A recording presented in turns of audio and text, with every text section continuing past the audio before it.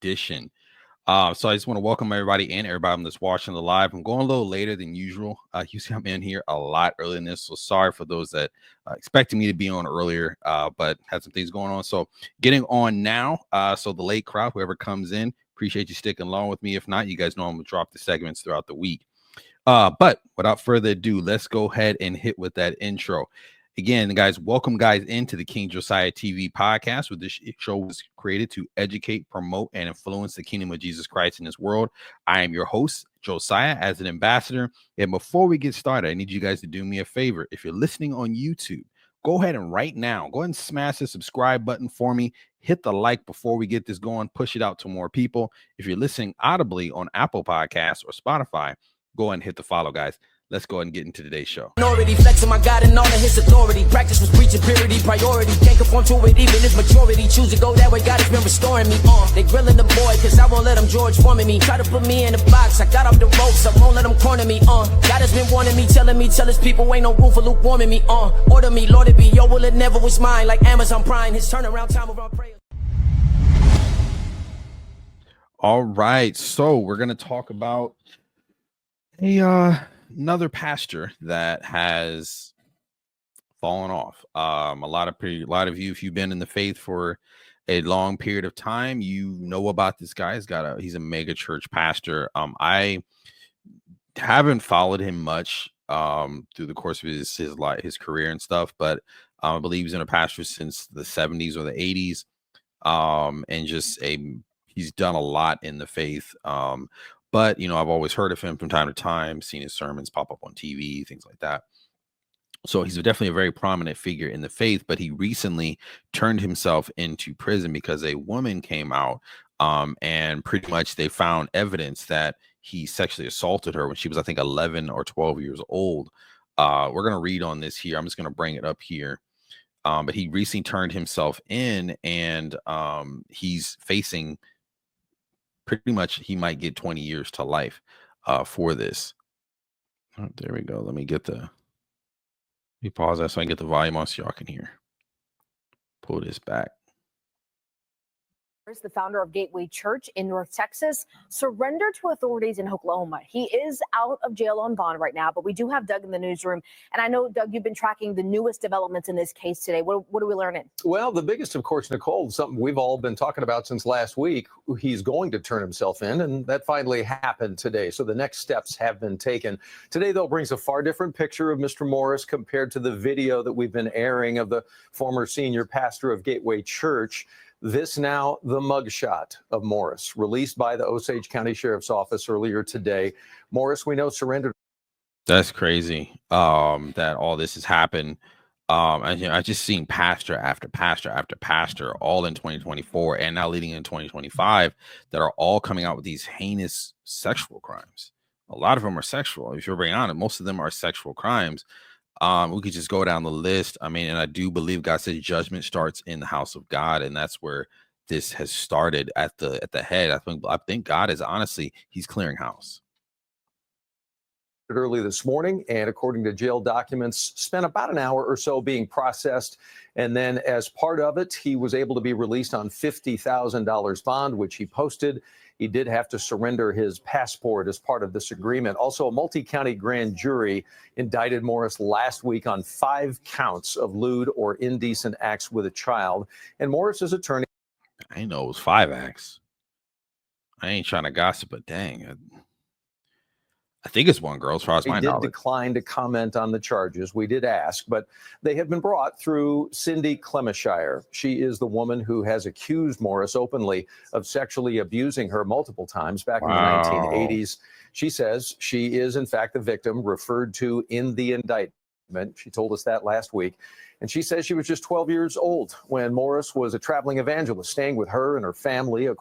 Like, you have pastors that are out there, and again, this is what makes the gospel look bad.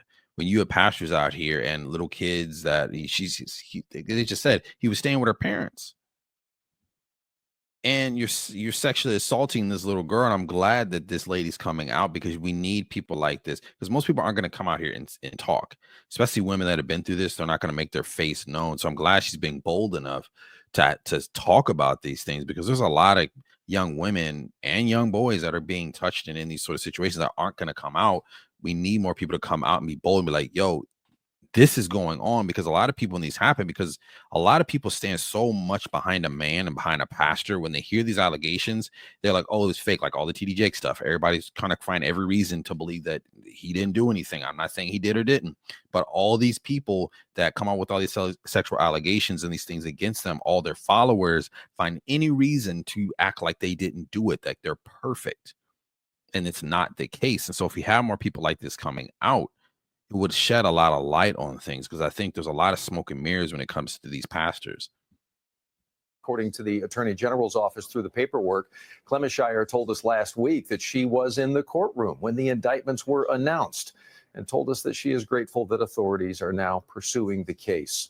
And during services, by the way, Saturday and yesterday, we were listening in. Gateway Church did acknowledge the indictment of Morris, their former leader.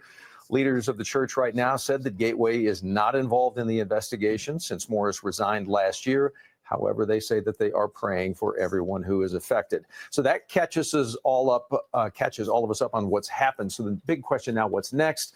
Morris is scheduled to be in court in Oklahoma. It's going to be Friday, the 9th of May. So just under 2 months from now, that'll be his initial appearance in court. His attorney expects Morris to plead not guilty. According to the Oklahoma Attorney General, of course, what else would he plead? By the way, Morris could face up to 20 years in prison for each of the 5 charges if he, in fact, is found guilty. So that's what happened today, and what's coming around the corner, Nicole. Yeah, a lot that we're going to be. That's crazy, guys. Just all the stuff that's occurring with that. I just want to read a verse in Luke that, this is the only thing that could come to my mind when I'm hearing these stories come out. Luke 8:7, for there is nothing hidden that will not be made manifest, nor secret that will not be known or come to light. We got to realize with all these things that we do in the darkness, they're going to come to light. God's not going to allow you to continue in these things, push them under the rug, and continue to move forward like nothing has happened. We have to atone for these things. We're going to atone for our sins, whether it be in this life or the next. We have to be conscious of what we're doing, what we're involving ourselves in. I just want to read a little bit more on this here, guys. And they pretty much already explained it. We'll just read a little bit. Former Texas mega church pastor Robert Morris, founder of Gateway Church, was released on bond just minutes after being booked into Oklahoma jail Monday. This happened Monday. Sexual abuse charges and jail records are shown. Morris is 63 years old, was booked into a Osage County Sheriff's Office at 7:57 a.m. on Monday. By 8:11 a.m., just 14 minutes later, he posted bail of $50,000 bond and was released according to jail records. Dang, that homeboy was ready. He wasn't staying in jail for long. He wasn't there for long. At 7:57, he was out less than 20 minutes. I wish. I don't know too many people to get out that quick, but I guess when you high priority, you can get out. And so, yeah, guys, we've got to pray for the church. We've got to pray for, the church to be discerning of these things and not to just blindly follow leaders simply because they've got big ministries or simply because they've impacted our lives. A lot of this evil is continued and allowed to continue to happen because we allow it, because we don't call out evil for evil. We want to continue. We're perpetually giving people grace, which we are supposed to give people grace. We are not the judge, but at the same time, we are to help each other out. We are to come to our brothers and sisters that we see in a downfall and help pull them out of it, not just glaze over it and just say, oh, you're okay. Because there's certain heinous crimes like this, like these sexual charges that I've seen some pastors, even when it comes to cheating on their wives, things, they'll restore them after a few years, which I don't think is right either. I think that there's certain things that as a pastor, there are no return. They're not returnable. I'm not saying that we can't restore them as a believer. I'm not saying they can't be restored in that manner, but being a leader of a flock again, especially a heinous crime of messing with little kids, I don't think there's any coming back from that, or should be any coming back from that, guys. I'm going to go ahead and wrap up the show there, guys. This is, again, the episode number 34 of the King Josiah TV podcast. Thank you guys for everybody that sticked along. If you watch this video to the end, if you're listening on YouTube, hit the like button if you haven't yet. Go ahead and hit the subscribe button. Let's build this up. Share this video to somebody that might enjoy it. Comment in the comment section. Let's talk. Let's have the discussion. I love communicating with you guys. If you're listening audibly on Apple Podcasts or Spotify, go ahead and give me that follow button, guys. I will see you next week. But my salvation on me like it's a helmet. The way it's to sin is death, for send you to hell quick. Wanted to be all about me, God,